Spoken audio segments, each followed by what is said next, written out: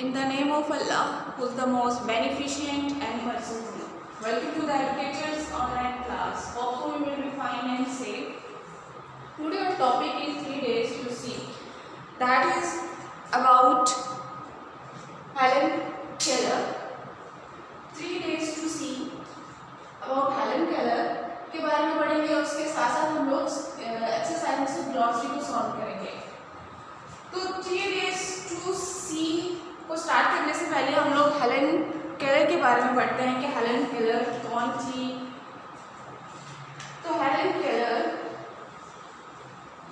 After an illness was left blind and deaf at the age of 19 months. At the age of 7 years, and Sullivan took charge of her. She was a 20-year-old graduate of the Parkin School for the Blind. Helen Keller's formal education ended when she received her BA degree, but throughout her life she continued to study. There are many publications to her credit. During her lifetime, she received awards of great distinctions. She showed the world that there are no boundaries to courage and faith. उसने बहुत अच्छा message दिया है जो कि हम लोग सीख पाएंगे या जान पाएंगे इसको रीड करने के बाद 3 days to see को. तो हम सबसे पहले भी ट्रांसलेशन स्टार्ट करते हैं. ट्रांसलेशन फर्स्ट पैराग्राफ की. फर्स्ट पैरा, प्लीज अपनी बुक्स ओपन कर लें. Sometimes I have thought that it would be an excellent rule to live each day as if we should die tomorrow. Sometimes बाज़ I have thought, मैंने सोचा कि ज़िंदगी it would be an excellent rule कि ज़िंदगी में एक बहुत अच्छा रूल हो सकता है to live रहना each day as if we should die tomorrow. ऐसे ज़िंदगी को गुजारना है जैसे कि हमने कल मर जाना है. Such an attitude would emphasize sharply the values of life. ये ऐसा शानदार असूल होगा कि ऐसा रवैया बड़ी तेजी से जिंदगी की इक़दार की अहमियत पर जोर देगा. इट मीन उसकी अहमियत को समझने पर जोर देगा. We should live each day. हमें हर दिन गुजारना चाहिए with gentleness, vigor and a keenness of appreciation. हमें ज़िंदगी को हर दिन को गुजारना है शाइस्तगी के साथ, बलबले के साथ और कदरदानी के ज़ौक़ के साथ.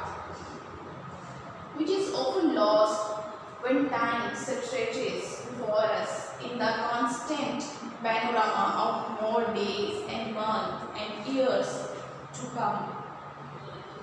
क्यों हमें इसको बलबले शाइस्तगी के साथ क्यों गुजारना चाहिए?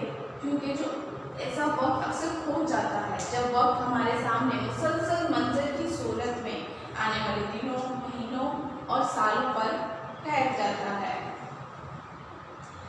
There are those of course who would adopt the Epicurean motto of eat, drink and be merry. बहुत अक्सर लोग होंगे जिनका मुक़ोला एक ही होगा कि खाना पीना और मौज मस्ती करना.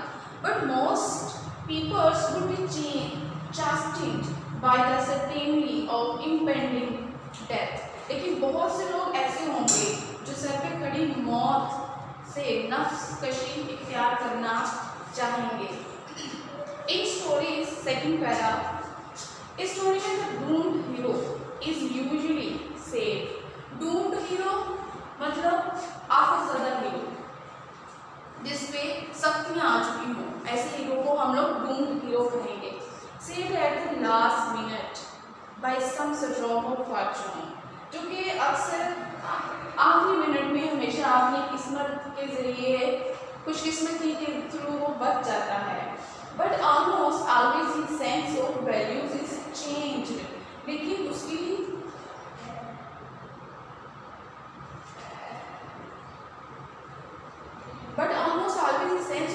लेकिन उसकी जो वैल्यूज होती हैं, ज़िंदगी की जो इक़दार होती हैं जिन्हें की वो बदल जाती हैं. It becomes more appreciative of the meaning of life and its permanent spiritual values. वो ज़िंदगी के मकसद उसके रूहानीदार का कदरदान बन जाता है, महसूस करता है। क्या महसूस करता है? It has often been noted that those who live or have lived in the shadow of death bring a mellow sweetness to everything they do.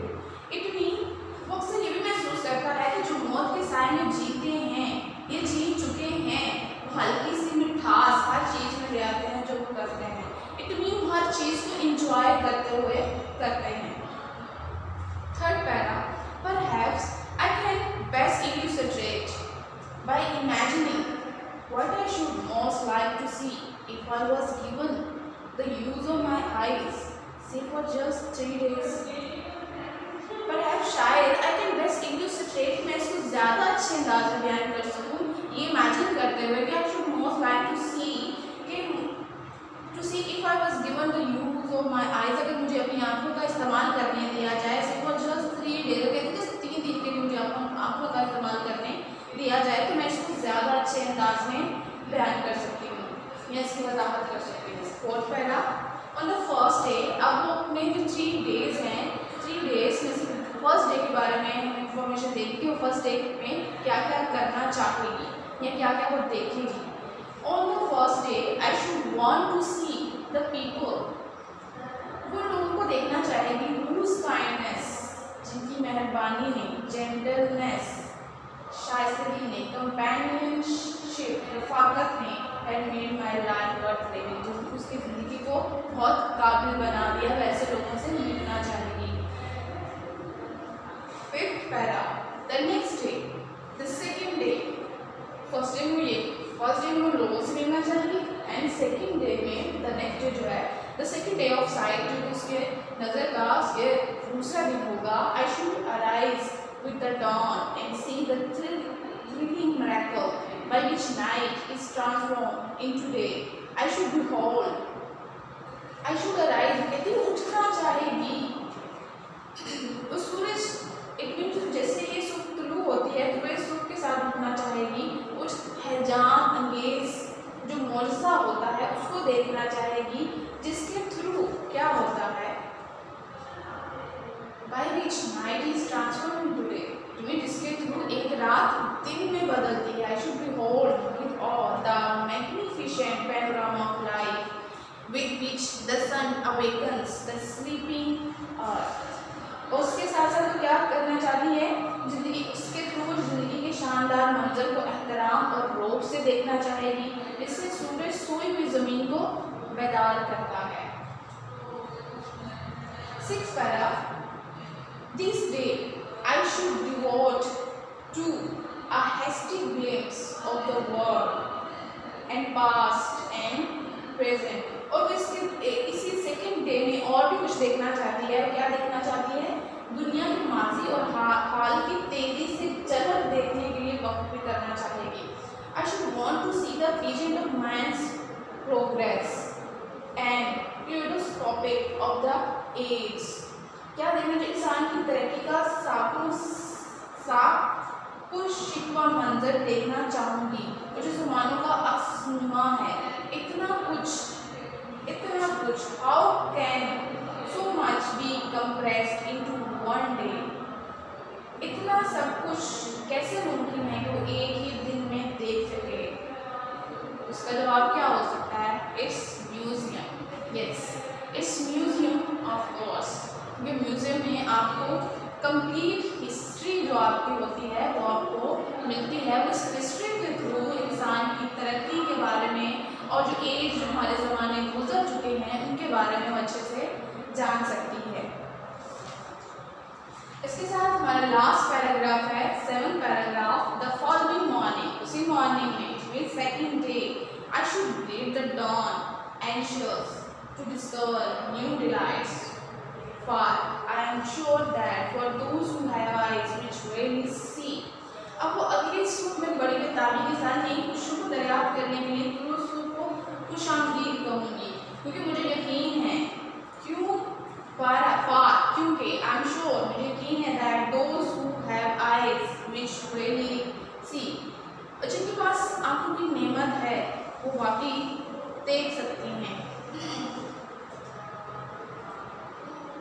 क्या देख सकते हैं, each day must be perfectly new revelation of beauty. देख सकती हैं हर दिन की शुभ खूबसूरती के नए नए इंकिशाफात, नई नई चीज़ों को देख सकती है, नए नए मौजूदात को देख सकती है। This according to the terms of my miracle is to be my third and last day of my side. It mean third day के बारे में बात कर रही है। इट मीन थर्ड डे को ये सारा कुछ देखना चाहेगी, इंकिशाफात के बारे में, तसव्वुराती मौजूदात के बारे में, और इसकी ज़िंदगी का आखिरी दिन होगा। तो फर्स्ट डे में वो लोगों से मिलना चाहेगी जो कि बहुत अहम है उसकी ज़िंदगी में।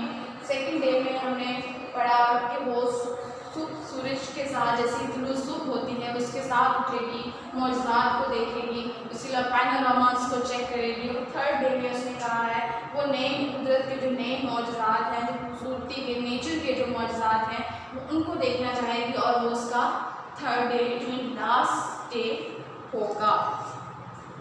तो हमने ट्रांसलेशन तो पढ़ ली है।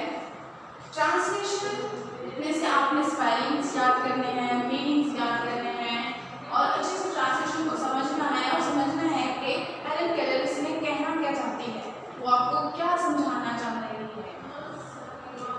तो यहाँ पे अब हम 3 days to see के साथ हम लोगों ने यहाँ पे कहा था हम लोग ग्लॉसरी करेंगे। तो ग्लॉसरी में सबसे पहले है बाग, वेट, डूम, मैलो, पैनोरामा एंड टेक्सचर। ग्लॉसरी में बाग के साथ मैंने इसका सेकंड मीनिंग भी लिख दिया है। क्या है? The out covering of a tree, which a tree with smooth branch, Doom, super और die, मैलो becomes less extreme in behavior. Panorama, a view of wide area. Texture, the feel of a fabric or substance. तो सबसे पहले बाग के बारे में बात करेंगे हम लोग। बाग यानी छाल, the out covering of a tree, दरख्त के तने का बैगनी हिस्सा, which and tree with smooth branches. It means a tree with smooth branches, एक दरख्त जिसकी शाखें मुलायम होती हैं। Doomed, वही सुपर और डाई, मुसीबत में पड़ा हुआ इंसान, में मरता हुआ इंसान। इसके बाद है mellow, become less extreme in behavior. mellow धीमा, नरमिजाज, जो अपने तर्ज़े सलूक में इंतहा पसंद नहीं होता। उसके साथ panorama, a view wide area of land, एक वसी रकबे का नज़ारा। Texture, the feel of fabric of substance, किसी कपड़े या माले का महसूस करना। तो अब अपने ट्रांसलेशन मीनिंग स्पेलिंग के साथ इस ग्लॉसरी को याद करना है, और उसके बाद रेस्ट ऑफ द ग्लॉसरी कुछ है आपकी एक्सरसाइज में मौजूद है, तो आपने उसको भी अच्छे से लर्न करना है। होप सो आप ट्रांसलेशन को, मीनिंग्स को, स्पेलिंग को अच्छे से अंडरस्टैंड कर चुके होंगे। आपको हेलेन केलर के बारे में भी इंफॉर्मेशन मिल चुकी होगी। Hope so you will be fine and safe. Thank you so much. Stay home, stay safe. Thank you.